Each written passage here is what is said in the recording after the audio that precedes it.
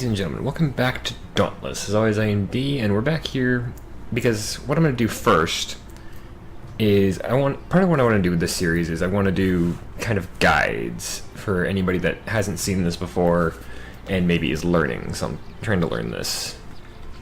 So what we're going to do first is I'm going to start off. I will do guides for the different monsters you hunt, but what I'm going to start off with here is going to be weapon guides. And as you saw from my back there, I'm going to start off with the sword. Now the reason I want to do this is that the sword is the basic introductory weapon to the game. You start the first level with this. This is the one you use when you first fight the Rogue Gnasher. Of the 5 weapons you get, the sword is the most balanced between the 3 big stats of speed, power, and range. However, the sword does have one part where it really shines in the hands of a good slayer, and that is because the sword is especially good at severing behemoth tails. Now, this doesn't sound super useful right off the bat, but it is, because what it does, it gives you 2 things. First off, it gives you an extra chance to get resources, because when you break a monster's parts, you get essence. Typically, it's going to be diffuse essence at the lower levels. I don't know about higher levels. I'm only level 5, but like I said, you can get diffuse essence by breaking off tails. The other big thing is that several of the monsters actually have special abilities that they can only use if their tail is intact. So having a sword in your party and having somebody that's good with it chop off the monster's tail actually becomes very useful, especially against things like the Charog and the Drask. We'll talk about those when we get into those specific hunts. Now, one thing about the sword is that most people are going to describe it as being kind of boring, because it's a very straightforward weapon. If you're ever on TV tropes, the sword is kind of the quintessential example of boring but practical, because it doesn't do the huge damage of the axe. It doesn't do the super speedy combos of the chain blades, and it doesn't have the special tricks of the warpike or the hammer. Instead, what the sword has is very simple, straightforward combat, which actually is a very good thing. Because the combos, as I said, are very straightforward, and they cover a decent amount of area around your slayer. And the sword is also very good for getting used to what I've decided to call the etheric moves, because of how they work. Each weapon's etheric moves operate a little bit differently. The swords are very simple. In fact, I can show you real quick there. You have Etheric Burst and Overdrive.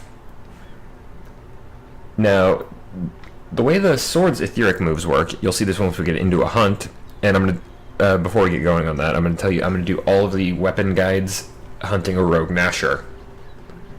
But the way the sword works is you have several charges you can build up, and you will actually build that up over a bar by using the sword in combat against the behemoth. Once you actually get to where you're using the sword pretty regularly, like I said, we're gonna fight a Rogue Gnasher.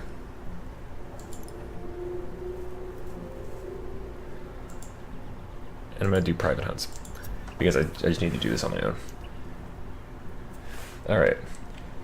But you'll have a large bar under your stamina, and you'll have several little squares under that. As that bar under your stamina fills up, it will eventually empty out and become one of those squares.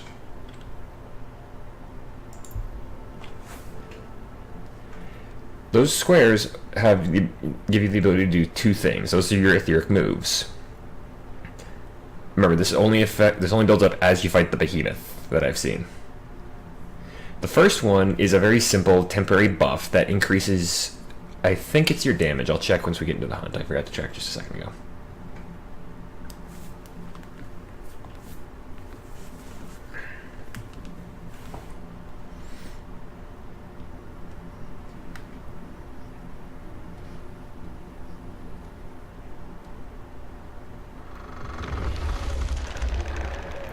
Also, you get to see the little intro to the hunt real quick.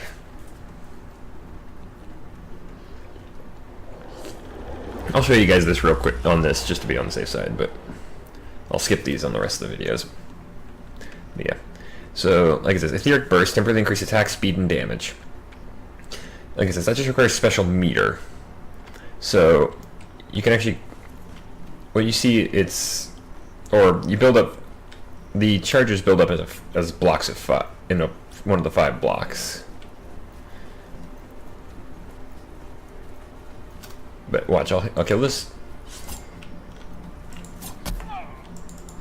Yes, the wildlife will fight back. But you don't build up charge for killing the ether goats. Whereas, if you have a full special meter, which is 1 block, it's either 5 blocks or 1 block, I still am not entirely sure. Unleash an etheric projectile and temporarily increase attack speed and damage. So it gives you the buff from Etheric Burst, but Overdrive also does what could best be described as a sword beam. Like I said, the combos are very straightforward. You have a simple 1, 2, 3, 4. That last one is a multi-hit. Then you have 3 light, 2 heavy. 1, 2, 3.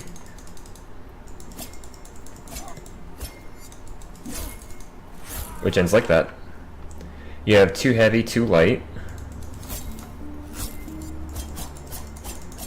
Which you can actually just... Once you get into the light part of the repeating elements combo, you can actually just... What I was doing there is I was just continually spam clicking left for light attack, which gives you the repeated slashes like that until you run out of stamina. And then finally you have a simple 3 heavy hit,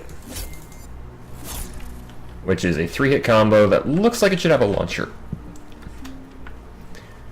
Now, one thing I didn't talk about in the last video because I didn't know about it, is the lantern. You see it there under the circle. It's kind of blinking blue right now. That has one big use. Keep in mind, guys, the controls I'm going to be talking about are limited to keyboard and mouse. So if I hit V, my character activates the lantern. These wisps will guide me in the general direction of my prey. I'm not going to be doing any resource gathering here, but I will try and sever the Gnasher's tail. One thing, guys, if you're still hunting the Gnasher or if you're just out gathering resources, hit X on your keyboard and you'll put your weapon away. That way watch, I'm currently sprinting, not using stamina. Draw my sword, start sprinting, uses stamina. So as long as your weapon is sheathed, you will not use stamina while running. Also, you can hit F to jump. There's the Gnasher. But yeah, F is your jump. Spacebar is your dodge.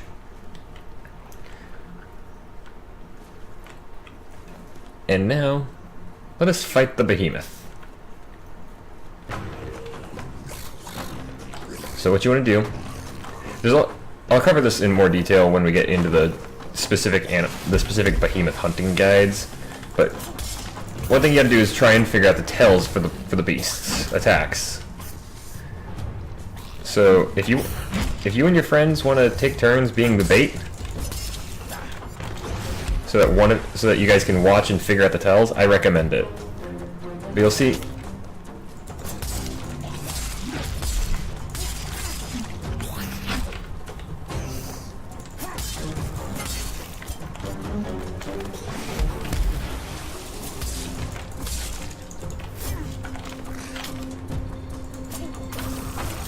But yeah, now you can actually see the etheric energy building up in my meter. It does go down over time, although I'm pretty sure it will not go down if you fill one of the blocks.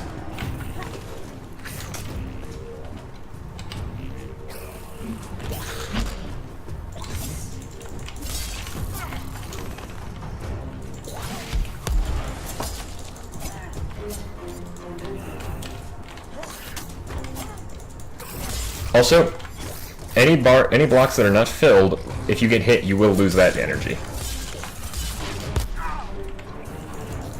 Oh, actually no, you won't. So I just took a hit and I didn't. But as I was saying, the sword will stop some attack. Well, if you can sever a tail, it'll stop some tricks. It's like that flipping thing that the Gnasher keeps doing. That right there. If I cut its tail off, it can't do that. Problem is, cutting off a tail in solo play is a little more difficult than doing it with a team. Because with a team, you can have somebody that acts as bait for the Behemoth's attacks.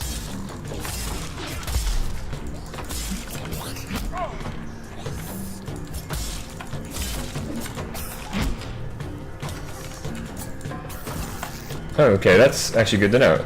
That is one thing about this game, they need to work on their guides, because that rolling stab thing, that's not in the list.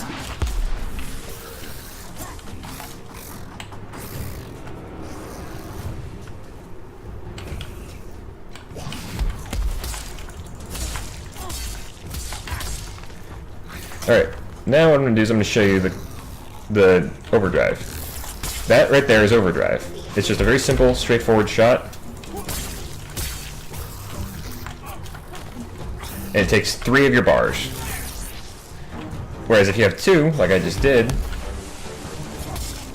I ended up buffing myself.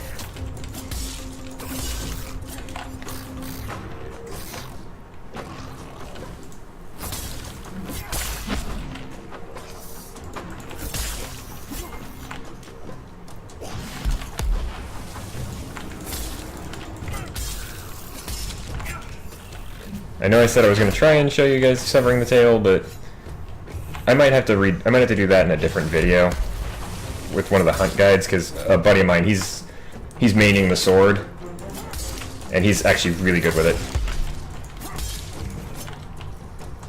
In fact, every team hunt he and I have done together has involved him cutting off the enemy's tail.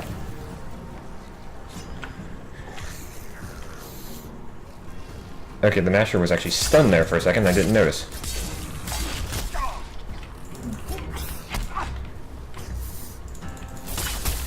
There we go! And there you also get diffuse essence. So now you see the Gnasher's tail, the vast majority of it's has been torn off. Okay, so it can still do that, but it's not nearly as big of a threat. Its tail swipe will also be a lot less of a threat. And there we have it, guys. That's the end of the Rogue Gnasher. 50.2% danger.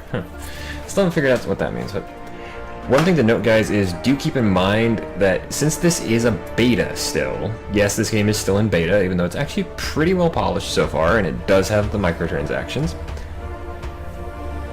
that these guides are subject to change. So if you get into the game in like a month and it's like, hey, the sword fights completely different from how he said it would, the game has probably changed by then, because games evolve, they change.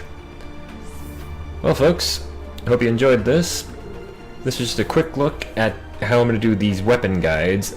I'll also, like I said, eventually be doing beast guides or behemoth guides to help people get used to how these monsters hunt.